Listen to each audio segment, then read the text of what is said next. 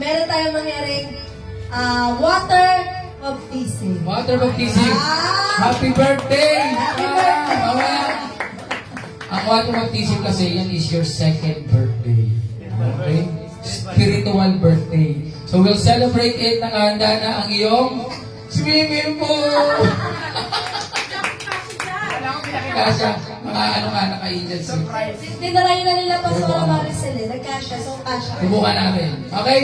So, mamaya papaliwarin natin yung ating baptism. Pero, ano na tayo? Holy Communion. So announcement ko lang din, sa darating na September 15, yan po ang ating December. 15. December.